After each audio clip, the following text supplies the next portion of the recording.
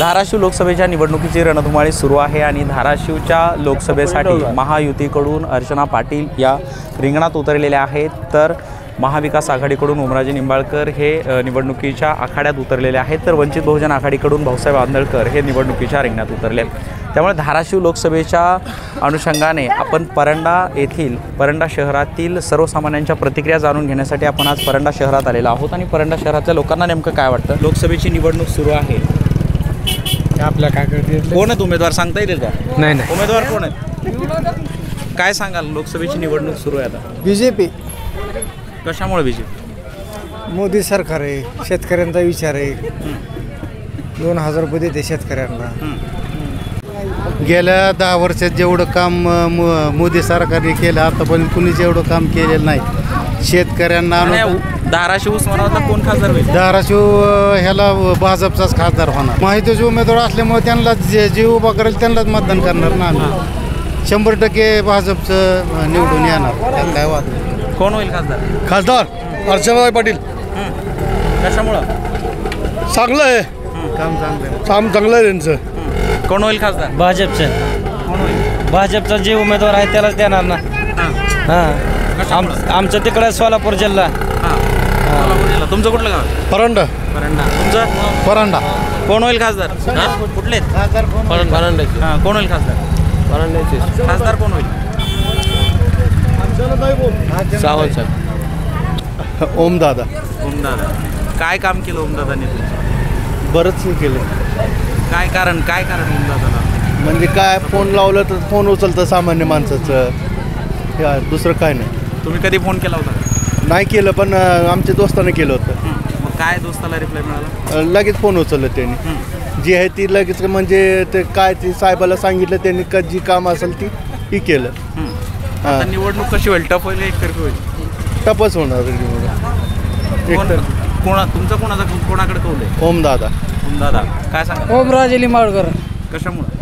एकदम फ्री माणूस, continue call हातात घेतो, बोलतो। काय सांगता? लोकसभेची निवडणूक सुरू आहे, कोण आहे उमेदवार? ओमराजे निंबाळकर। काय तुमचा कौल कोणाकडे आहे? ओमराजेकडे। कशामुळे? हक्काचा माणूस आमची, पण एकनिष्ठता। असं तुमचं कोणतं काम केलं जाईल? काम आमचं काहीच नाही केलं, पण एकनिष्ठता माणूस आहे म्हणून कधी फोन केला होता ना? हो केला ना।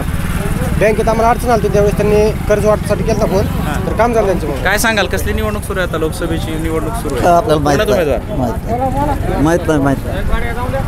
ओमराजे निंबाळकर। कशामुळे?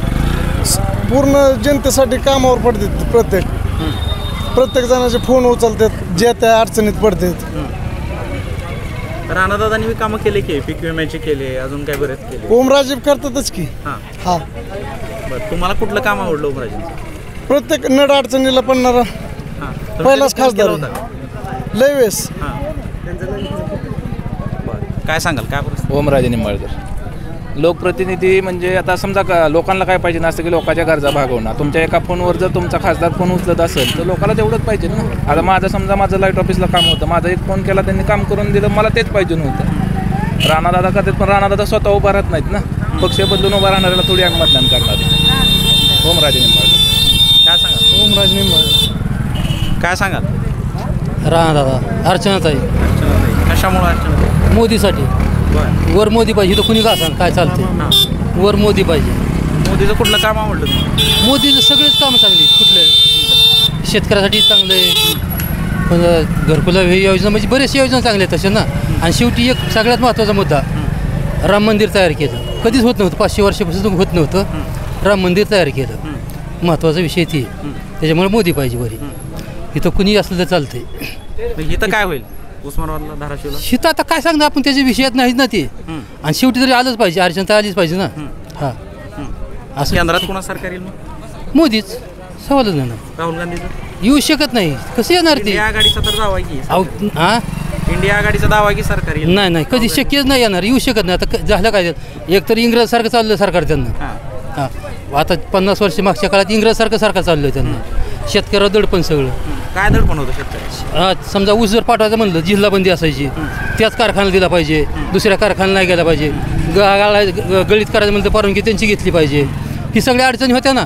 आता 95ला ज्यावेळेस BJP सरकार आलं त्यावेळेस त्यांनी खुलं करून टाकलं होतं, म्हणून BJPचं सरकार पाहिजे, शेतकऱ्यासाठी BJP पाहिजे. असं तुमचा कौल कोणाकडे आहे? आमचा कोण BJPलाच. किती जागा येतील महाराष्ट्रात?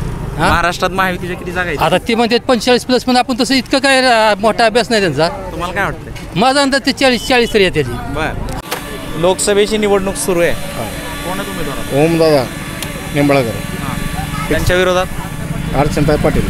कोणी निवडून? ओमदादा फिक्स 1001%. कशामुळे? आता तुम्ही जाईल तर सगळ्याला विचारा कशामध्ये काय सगळे सांगणार काय तुम्हाला काय कामं त्यांची चांगले आहेत काय कुठले गोरगरीब जनतेची कामं करते ती. त्यामुळे असं नाही की बाबा एखाद्या गावात 10 लाखात फंड दिला मग तिथंच काम केलं असं असतं का काय नाही. पण राणादादांनी कामं केली की नाही? त्यांच्या मर्यादित ना ते असतील, बाकी- त्यांच्या मर्यादित झालं त्यांच्या तुळजापूर तालुका असेल उस्मानाबाद तालुका असेल काही जिल्ह्यात नाही महाराष्ट्रात गाजलेला माणूस आहे. परांडा विधानसभेत कोणाची हवा आहे? परांडा विधानसभेत कोणाची हवा आहे? ज्ञानशेतात पाटील राहुल भाई मोठे. मग इथून आता कोणाला मतदान जास्त आहे? ओमराजेला का अर्चना? ओमराजे निंबाळकर. ओमराजे आघाडीवर कुठं जाऊ हो अगदी बोलायचंच काम नाही.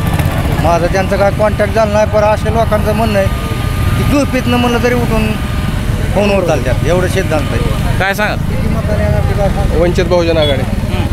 कोण आहे उमेदवार? भाऊसाहेब आंदळकर. बर, हुशार आहेत, हो PS आहेत, अनुभव आहे. हो. शैक्षणिक मुळे तो लोकांचा प्रश्न सोडू शकते. बर, काय माहित नाही, आपण शेतकरी म्हणून रानात बघायचं कशाला कोण मतदान तर करावं लागणार आहे. मतदान करायच्या टायमाला करू की मतदान करावंच लागतं. त्याचं काय हवा कोणाची? काय ते नाही. आपण आज आलोय रानात हां. ती बी बनवली घ्यायच्यात म्हणून आलं हां. काय माहिती बघा.